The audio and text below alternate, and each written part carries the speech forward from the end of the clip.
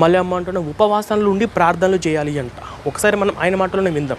ఈరోజు మన భారతదేశం కోసం ఉపవాసాలు ఉండి మరి ప్రార్థించేవారు ఎవరైనా ఉన్నారంటే క్రైస్తవులే. ఏంటి ఉపవాసనాలు ఉండి ప్రార్థన చేయాలా? ఇదే మాట నిన్న ఇంతకుముందు పెట్టినటువంటి జాకబ్ పాస్టర్ మీద నేను కౌంటర్ వీడియో పెట్టినప్పుడు ఆయన కూడా ఈ మాట అన్నాడు. ఆయన ఏమన్నాడు మళ్ళీ ఇంకోసారి ఆయన మాటలు విందాం. అన్న పానీయాలు మానేసేసి ఉపవాసం ఉంటూ 2 రోజులు 3 రోజులు 40 రోజులు ఉపవాసం ఉండి దేశ క్షేమము కొరకు, దేశ రక్షణ కొరకు, దేశ ప్రజల రక్షణ కొరకు, ఇక నాయకుల కొరకు ఎంతగానో ప్రార్థన చేస్తూ ఉంటారు. విన్నారు కదా, ఉపవాసాలు ఉండి ప్రార్థన చేస్తారంట. అంటే మీ చర్చలు కూడా ఇదే చెప్తున్నారా?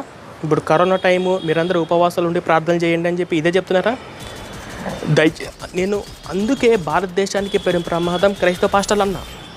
ఈ కరోనా టైంలో మీరు తినండి, టైం టు టైం తినండి, మీరు తినవలసిన కన్నా ఎక్కువ తినండి, బలంగా ఉండండి, మార్నింగు సూర్యరశ్మి ఎండలో 3 గంటలు గడపండి, బయటికి వెళ్ళేటప్పుడు